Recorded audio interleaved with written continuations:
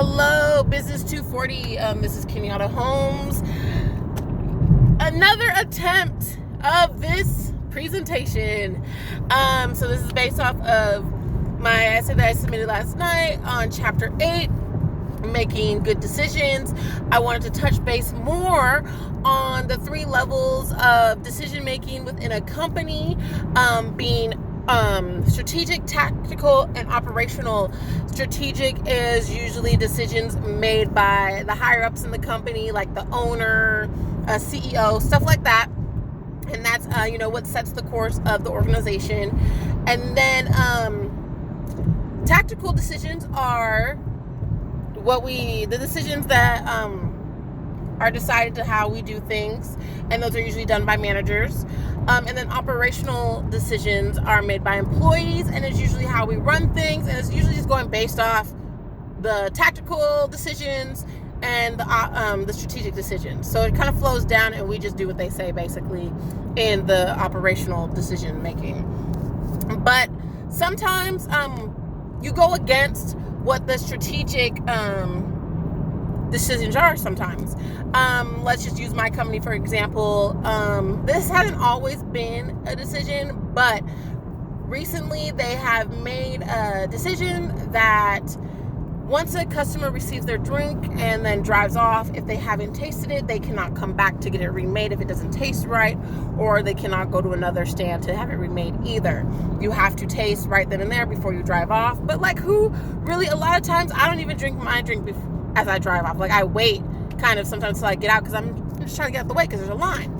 So we can't remake drinks, can't give out free drinks, stuff like that. And that was a decision made at the company level, the strategic level. So sometimes at the tactical level, the manager may decide to go against that, depending on the situation, the customer, whether it was our fault, their fault, or just a miscommunication on the drink itself or what they wanted made. So sometimes the manager will say, yeah, go ahead, remake their drink. And us as the employees at the operational level, we just follow what the manager has said and make that decision by remaking the drink. And yes, definitely you don't want to go against what, they decide, up top behind the scenes. But because they're behind the scenes, they're not there in that moment, in that situation, dealing with that customer.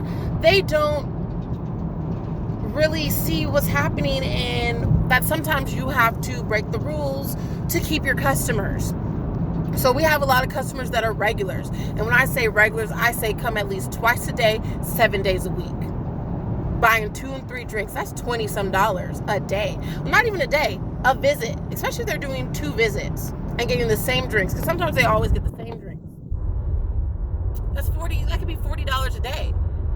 So we see it as, well, let's correct the situation right now so that we keep their business instead of potentially losing that $40 a day in business. And of course, that's just a little piece of the pie, right? There's so many stands, so many customers. And of course, company, strategic wise, they probably oh, whatever. That's just one customer, a 1% of what we receive in revenue. But to us down below, that 1% counts. That can, if they're comparing stands, there's multiple stands, if they're comparing stands to stands at sales wise, well, if we don't make that customer happy when it's the right decision to make, not just we're rolling over and doing whatever they want, but if it's the right decision to make sales wise, now we're losing $40 a day because we're following the strategic decision versus making a decision that we feel is best for our stand.